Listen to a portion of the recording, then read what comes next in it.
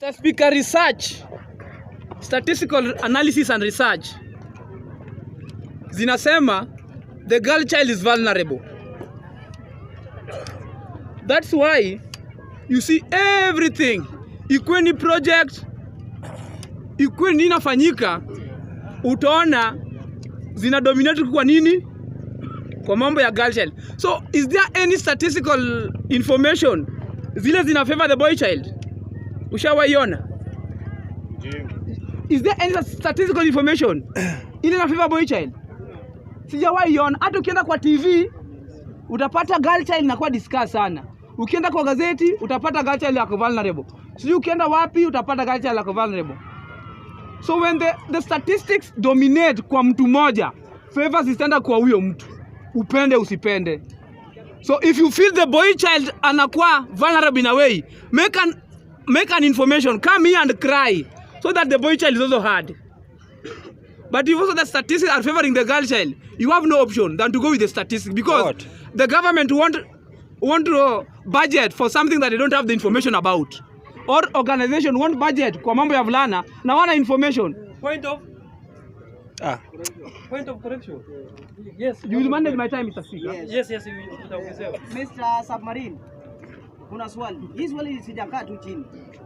Wenye walileta ni wazungu. Hao wazungu. Enda nchi zao. Tuanze na football.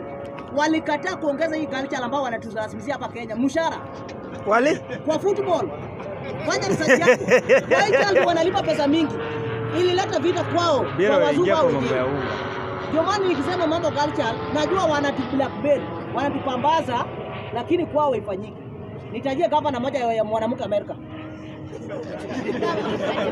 Sasa kulingana na swali yake, we were discussing because the question, how can we nurture boy child? Our focus is about the boy child, not the girl child. Yes. And I think his question is focusing on the girl child, if I got him right. So I've actually taken the direction of the question, which is the boy child. So the institutions zile tunatumia kuangalia about the gender parity, most of them they are focusing about the girl child. So if an institution focuses about a given gender, resources mingi zitakuwa huko, then the other boy child will be blamed. So that is why the boy child anafanya nini? But at the same time, don't forget that there are cultural practices zile pia zimefavor nini? Boy child. Ukienda kwa leadership and gender, the boy child has dominated. Ukienda kwa education and gender, boy child yamedominate. Ukienda kwa resources and gender, ni boy child yamedominate. Sasa kwenyu baba yako akitaka kugawa mali, ataweka chini hivi, and particularly even from the Luo community, the boy child will be favored more than the girl child. I come from a Luo community. The girl child ili apate land kwao ni familia moja. Kama inaonekana si ni ukweli? And this culture ni sababu hata boy child akilia bado hata research haitamfavor because cultural practices zimesweep mambo mingi sana. Ukienda hata kwa kanisa pastor mwanamke ni moja. Wa pastors wote hata mpaka mahasha sasa mpaka watu wa sadaka ni wanaume. But the girl child kuna vile amefinywa ndio sababu all documentaries zina favor nini? The girl child. Mr. Speaker, nikirudi kwa mambo ya land na hii mambo ya kujenga nyumba. In 1 minute. Yes, Mr. Speaker. 2 minutes. Okay.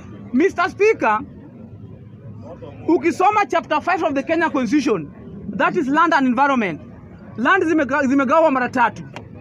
Kuna the public land, the community land and the private land. Mr. Speaker, hii nchi kuna public land. Whenever the government wants to do a project, it has its public land. Or it can approach the community land. But if there is a resource, even in a private land, that the government has identified, like maybe oil that was in Turkana, assume it was in a private land, the government will come and compensate you, and they will pick that land, they will extract that oil for the betterment of the country.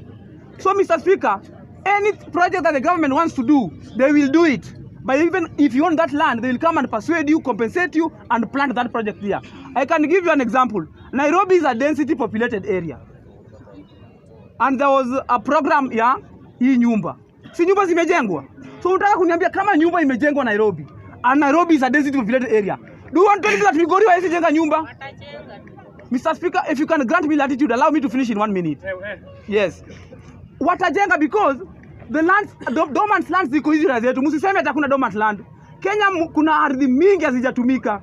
Na kama kuna project muhimu inaweza saidia, the government wakitumia pesa vizuri. What we need to question, Mr. Speaker, are we going to use our finances accurately?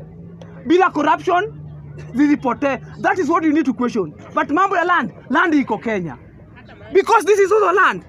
Ikikuwa into well put into proper use, it can benefit, Mr. Speaker. So mambo ya land is not an issue. Mambo ya kutumia pesa vizuri is the issue here. Mr. Speaker, nikisummarize kwa stronghold ya Raila, Mr. Speaker. Mr. Speaker, if you can just allow me to summarize the stronghold ya Raila, Mr. Speaker. In seconds. Yes, in seconds, Mr. Speaker. Mr. Speaker, I'm persuading those people who are behind Raila Amolo Odinga. Walk out and also go into those areas that we don't have support and look for support. Don't just be seated pretty until you have the support of Baba. You are giving him hard time. You as his soldiers, you as his lieutenants, tokeni nje, muende kwa hizi areas. If area yetu haikupata kura 2022, go and do a research why we did not get votes here and what we did not do. Say that ili tupate, Mr. Speaker, hatukupata kura central maybe from the statistics that I have, Mr. Speaker. But what went wrong that we never got votes in central. So we cannot just sit pretty waiting for Baba Tibaba ati aende apige mdomo aende apige mdomo ndio sisi tupate kura. Wewe kama soja wa Raila, toka nje, mtuambie ni nini ilikuwa mbaya na tunaweza fanya naje nini ili sasa UDA iko busy ina recruit. Chama za Azimio zinafanya nini? That is the thing, Mr. Speaker. Thank you, Mr. Speaker.